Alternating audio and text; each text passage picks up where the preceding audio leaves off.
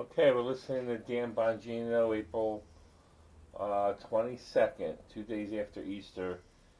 And I don't usually do this, but I'm going to do like Inspo News does. I'm going to just cover what Dan Bongino's saying because, as usual, he touches on a lot of great stuff and everything is fact checked.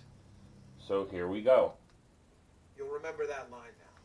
It's a powerful, powerful line. Okay. Moving on. I got a lot of content to get to. So there was just another unimaginable attack on Christians in Sri Lanka this week. Our Christian brothers and sisters, our human brothers and sisters, most importantly.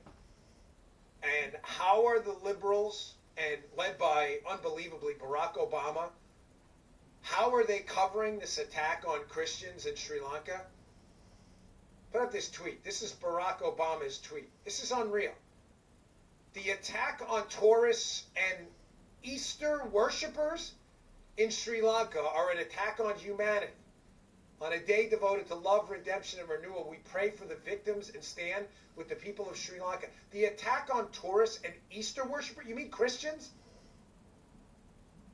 You know, ladies and gentlemen, when that beyond disturbing, I mean, I can't think of the adjectives to describe that attack in New Zealand on Muslims.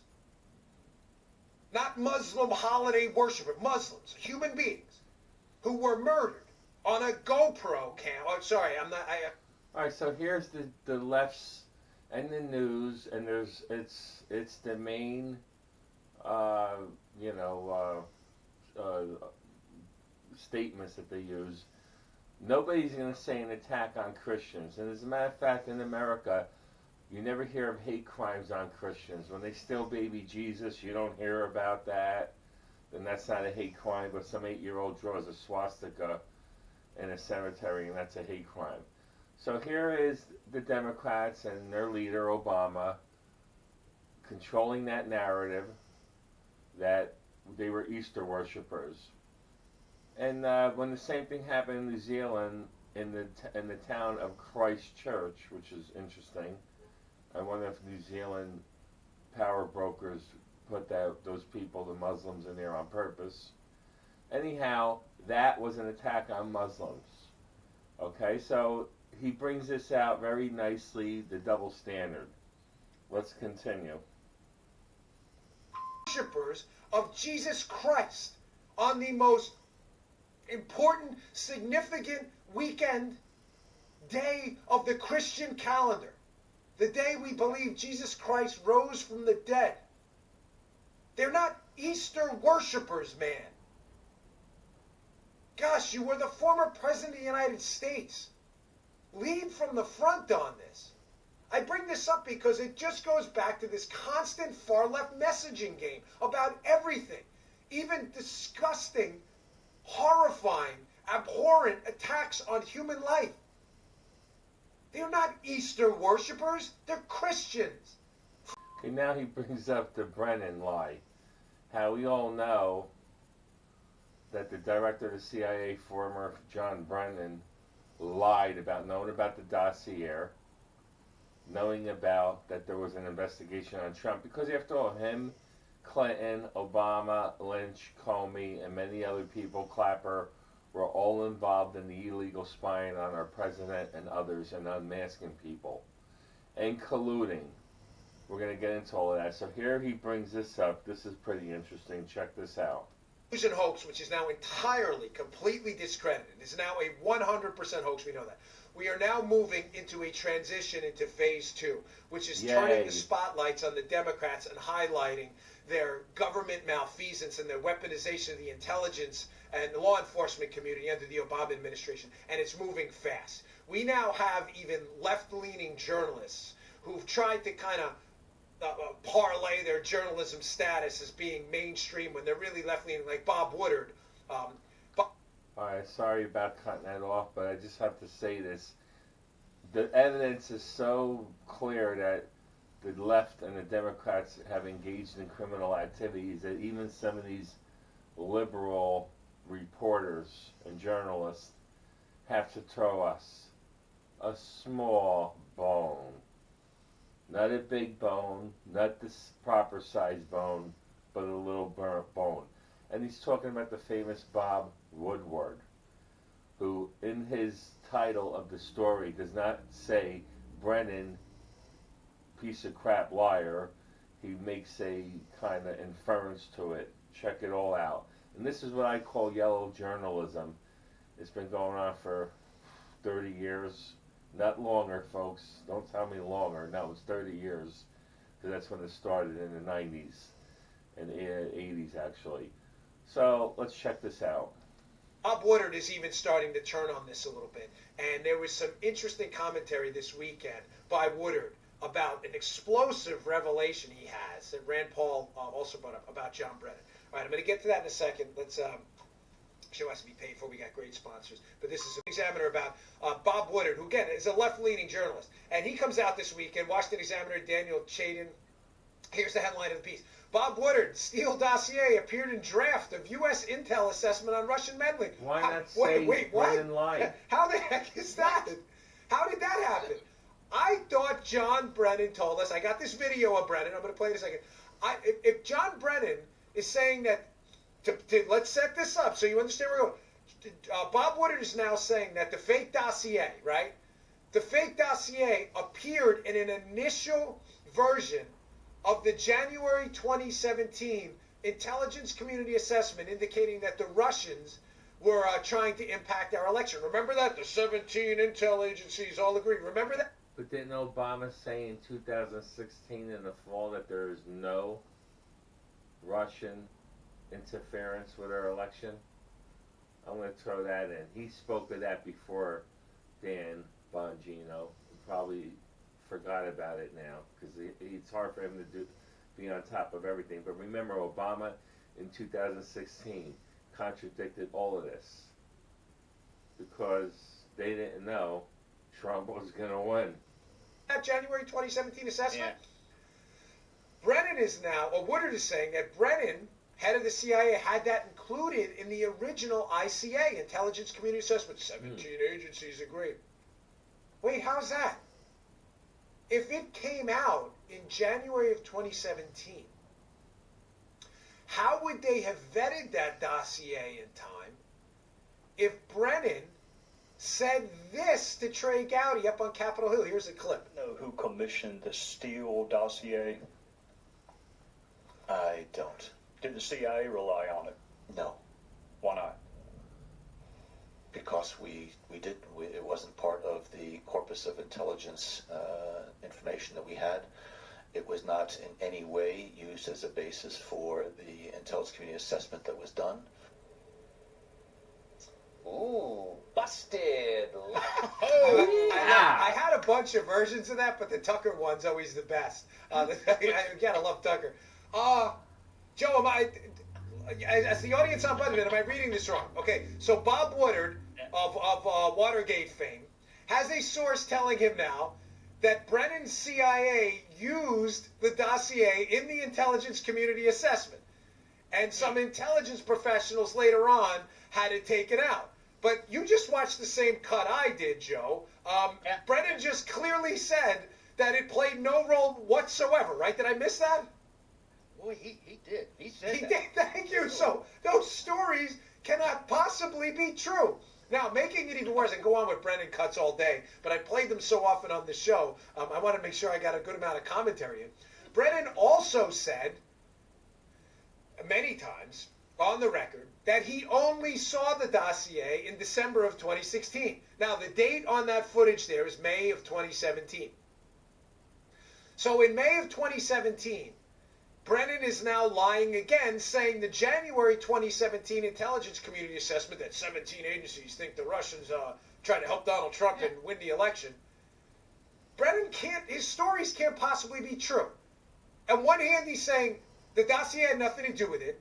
Woodward sources and Rand Paul sources, by the way, Rand Paul, we played that cut about 2 or 3 weeks ago. Rand Paul sources are telling him the same thing, that Brennan wanted the dossier included. So somebody's lying here. Making matters even worse, let's say it's Brennan that's lying, and I'm willing to bet dollars to donuts that it is Brennan who is categorically lying, because Brennan started this whole thing, right? I'm sure of it. He's the puppet master. He in is this. a dumbass. Making it even worse, if Brennan's second version of the story is true, that he only saw the dossier in December of 2017, then how did Brennan have this thing vetted in time?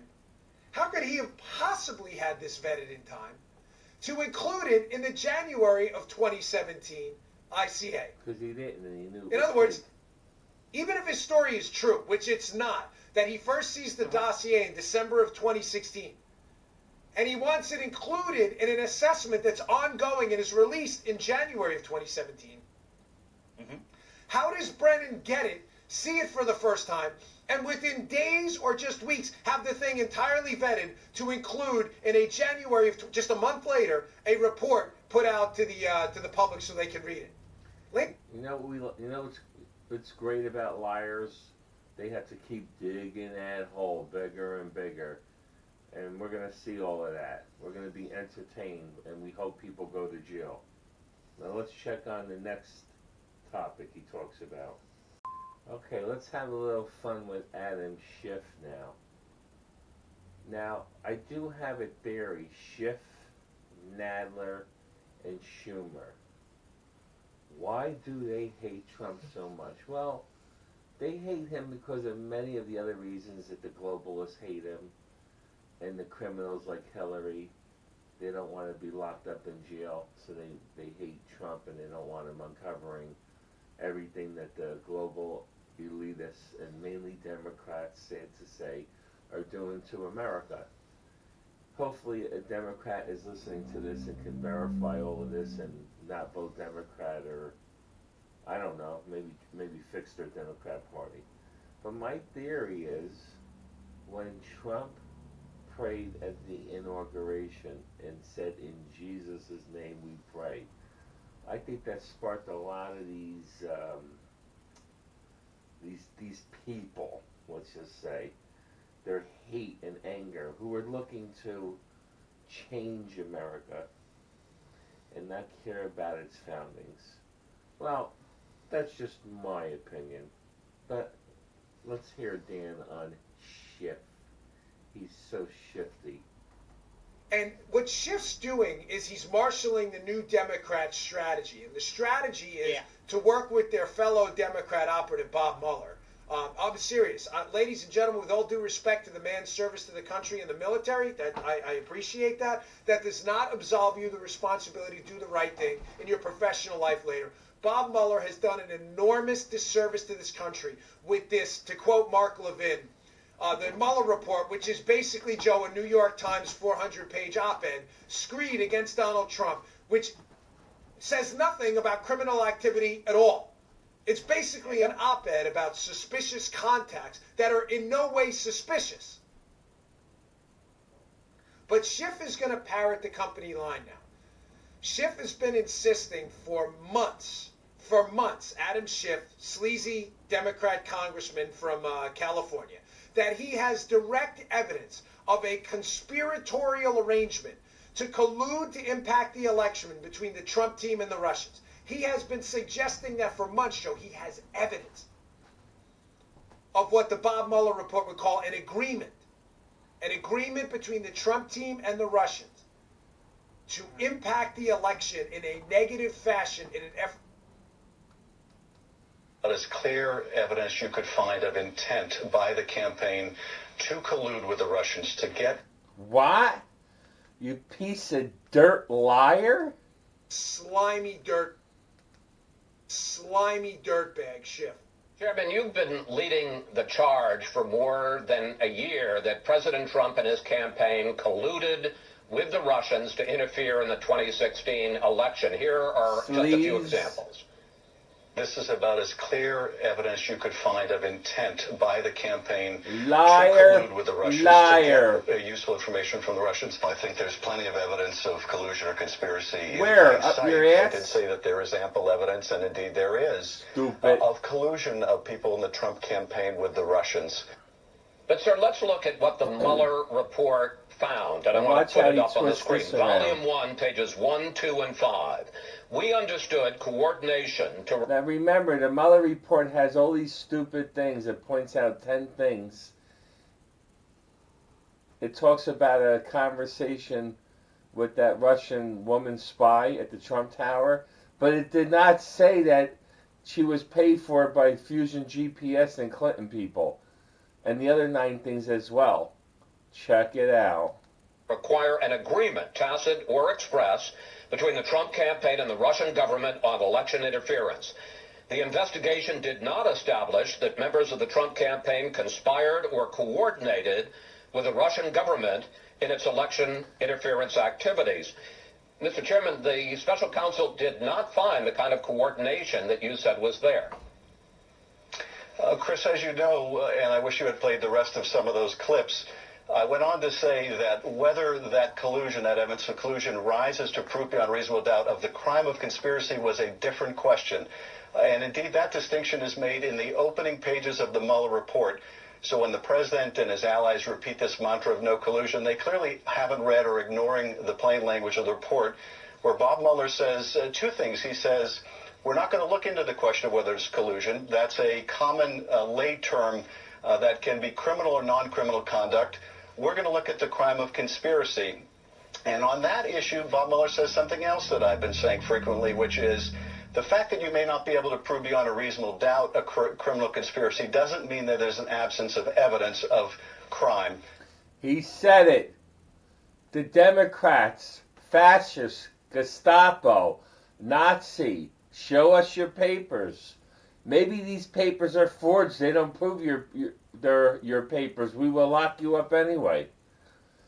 Well, maybe you said you were in Florida during the robbery, but did anybody see you? And maybe they were mistaken, so we arrest you anyway. There's no such thing as 10 guilty men go free so that one innocent man can hang. We don't want that. We don't want an innocent man to hang. They want the innocent man to hang. Okay? They don't believe in that 10 guilty can go free because we don't want to save, because we want to save an innocent man.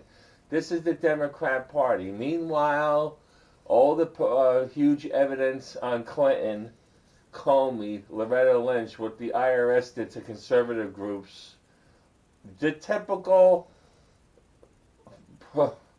double standard of this disgusting left-wing progressives that let's go after the conservatives, the people that are against our political views.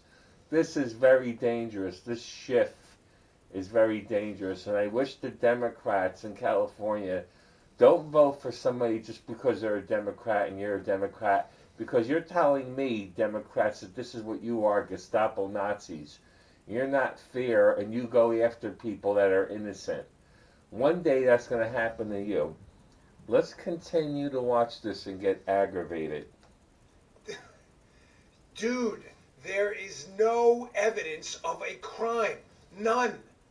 What the Mueller report does, and what this lunatic is run with, is a series of innocuous, innocent, sometimes, not so advisable contacts with Russians, but in no way criminal, or even remotely criminal. And Bob Mueller spins it into this Russian spy novel yarn, this absurd, outrageous fairy tale, in an effort, now that I'm done with this thing, the Mueller report, I found a bunch of nuggets in there. He's basically writing an op-ed for the New York Times about how he doesn't like Donald Trump and how contacts with Russians are a bad thing, despite the fact that there's no evidence anything happened was criminal at all. So now Schiff, instead of saying, I have evidence of the crime, he's now saying, there's evidence of collusion, but collusion's a lay term. Ladies and gentlemen, the real collusion is with the Clinton campaign that actually colluded with Russians who produced disinformation in a dossier the Clinton team bought and had hijacked into our DOJ system, into a FISA court, which the Obama team used to spy on Trump. That is the real collusion scandal to anyone with their eyes open. Now, it's devastating to our justice system, and it will be forever a stain on the reputation of Bob Mueller. Kim Strauss. Let's go over now how he talks about the Mueller report and how the Mueller report left everything open to go after Trump. Now, you people with your QAnon, Mother is not on our side and never was. We're just little people here, all of us. We're on the outside looking in. Some of us can analyze this. Don't get stuck on a QAnon. You listen to Dan Bongino, listen to Inspo News, Federico Cardella, listen to Josh Bernstein. There's other guys too. You can listen to Fox News, they're doing pretty good. Salon, you can listen to the Drudge Report, and get it out to other people. But more importantly, talk to your kids in college that are being brainwashed. Don't contact us and say we want to come to rallies. Talk to the people in your house. Fix your house first. Fix your nieces and nephews. I do it all the time. Get them to go on these websites. Get them to start a social group. Millennials for Trump. And just show about a dozen of these and you're good to go. How hard could that be? So there's an interesting piece up in the Wall Street Journal. Kim is one of the more sober minds on this. Kim and Andy McCarthy, they've been open to both sides. Yeah, she really deserves a Pulitzer for this. She has a piece up in Potomac Watch in the Wall Street Journal today. Mueller's report speaks volumes. What's in the special counsel findings is almost as revealing of what's left out. I was talking about this last week. I'm not taking credit for her work or anything, but people who study this case obviously are along the same lines of thinking. Inside the piece, she has a couple of interesting little snippets in there that are fascinating. Here's one of them. She says, note as well what isn't in the Mueller report. It makes only passing bland references to the genesis of so many of the accusations Mr. Mueller probed. The infamous dossier produced by Fusion GPS and paid for by Hillary. How do you exonerate Mr. Page without delving into the scandalous Moscow deeds of which he was falsely accused? How do you narrate an entire section on the July 2016 Trump Tower meeting without noting that Ms. Veselnitskaya was working alongside Fusion?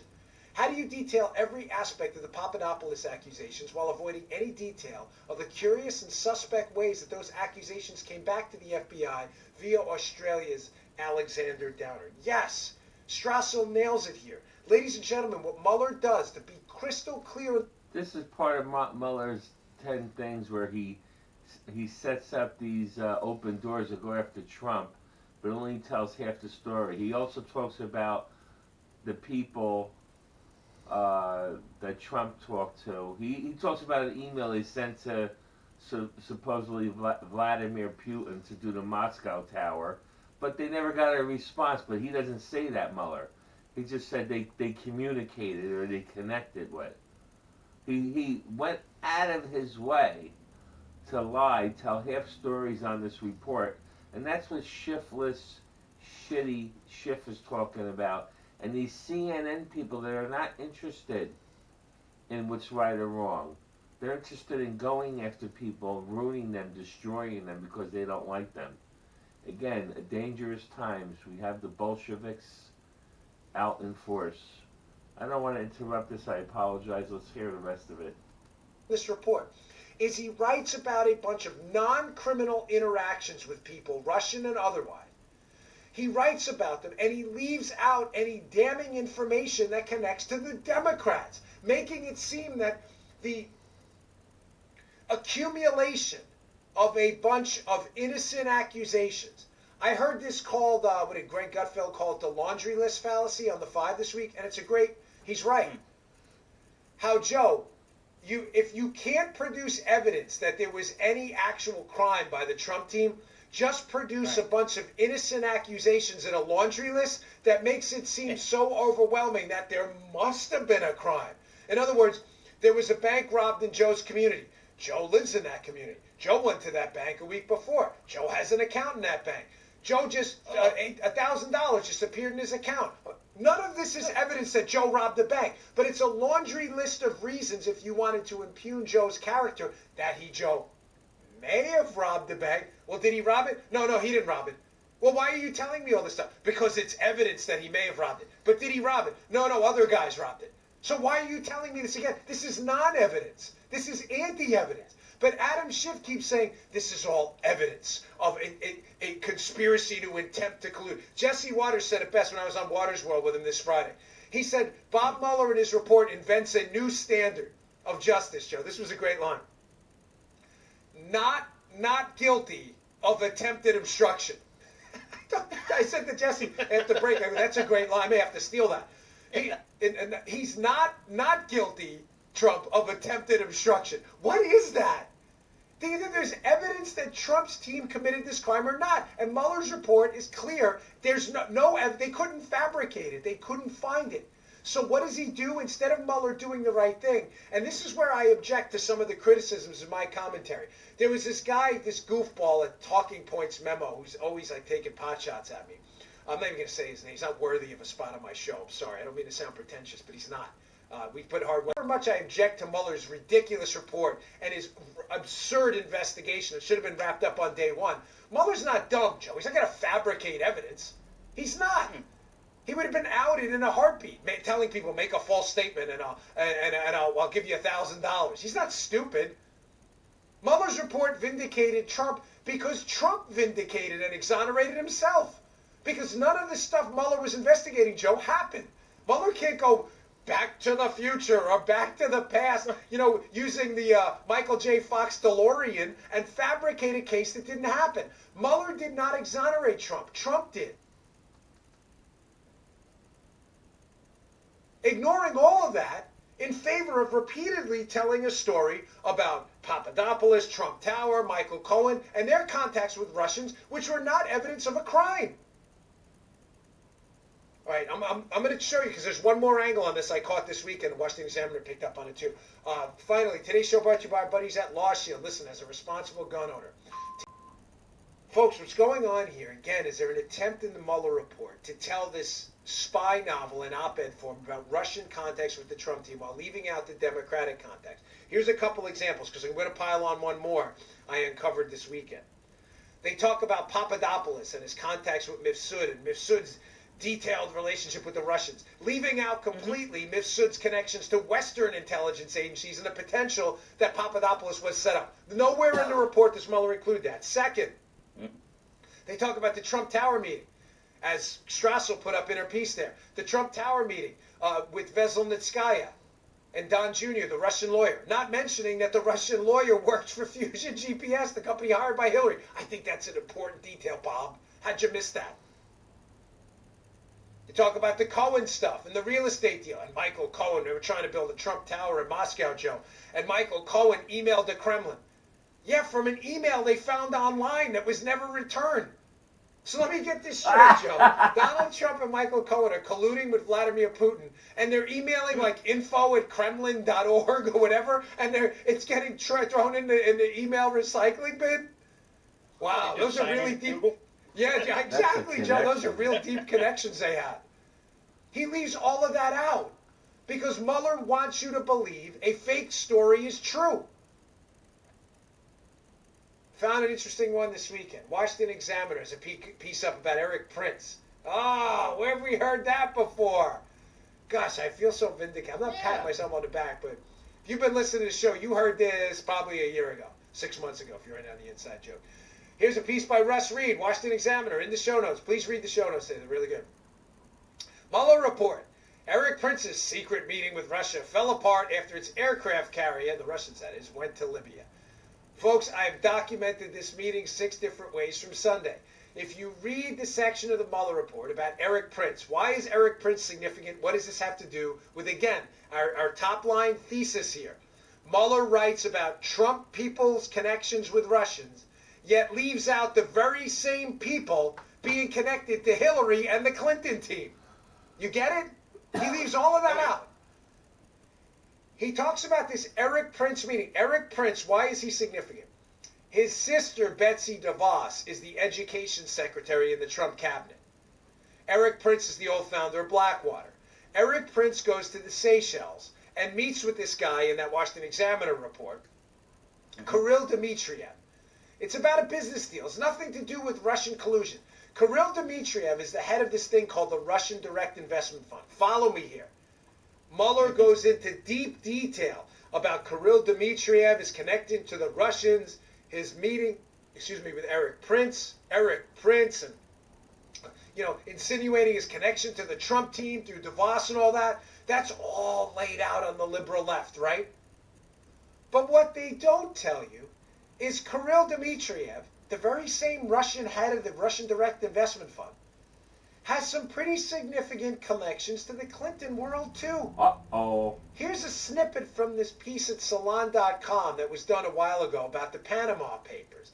This is just peachy. But again, you'll find it absolutely nowhere in the Mueller report at all. In the Salon piece, they talk about Kirill Dmitriev's connections to Clinton lobbyist bundlers. Clinton lobbyist bundlers. You can see it in the piece. Right there. That's not there. But you can see it. It's a joke. My wife can't see it. It's up there on the screen. There it is. Thank you, my dear. Right. Listen to this.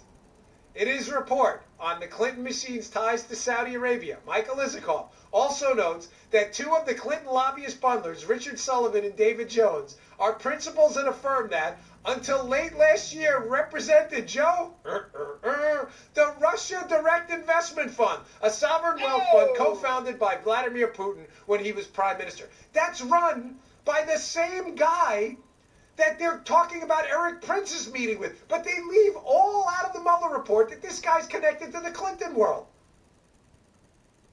Not good. None of it's in there, folks. None of it. All right, I'm going to end a little bit early today on this note. Joe DeGenova, who's a friend of mine and is an what? Did you see? Let's go right to Joe DeGenova and watch what he does. Check it out. And look at the women's study graduate, whatever her name is. Cocky little, arrogant little twit. Respond. Obstruction of justice investigation. Number one, first, a traditional prosecution or declination decision entails a binary determination to initiate or decline a prosecution. We determined not to make that, and the very first thing they cite is that guideline from the OLC that a sitting president cannot be indicted. Yeah, I listened to Bill Barr. He said he asked Mueller three times. That's not what's in the report. Well, because Andrew Weissman wrote the report. Bill Barr said he asked Mueller 3 separate times, did you base your decision on the fact that a sitting president cannot be indicted? And Mueller said, I did not. 3 separate times. I don't know what's in that report. Well, that's what you just read is what the report says. I taught English before I went to law school. I'd like to kind of take that sentence and parse it because it didn't make sense to me. But I can just tell you this, the decision was not based on that. It literally says, here are the considerations that guided our obstruction of justice investigation. Is Mueller a liar? I'm asking if Barr is a liar is really the question here, because it says very clear. Let's listen to her again, what she just said. It says, here are the considerations that guided our obstruction of justice investigation. Is Mueller a liar? I'm asking if Barr is a liar is really the question here, because it says very clearly here that one of the considerations was... Go! I would have brought charges because there's evidence, but I can't bring charges. That's exactly what he should have done. So let me just say something right now about what you just said. Don't you dare suggest that Bill Barr is a liar. I've known him for 30 years. He's one of the finest lawyers this country has ever produced. He came back out of retirement to serve this country. There's not one shred of evidence that anything he said either the other day or now or today was a lie. Don't ever say that in front of me about Bill Barr. You have no evidence that he lied, and you know it. But I'm telling you... You said he may have lied. What I'm telling you is that what he said this today in the press conference is inconsistent with what's in the report. That's not a lie. That's okay, fine. It's not fine. You're on national television calling the Attorney General a liar. I didn't say that. You suggested it very strongly. Lying. All right, I think we're done here. We're done, liar. We're done, liar. That's it, folks. That's a wrap.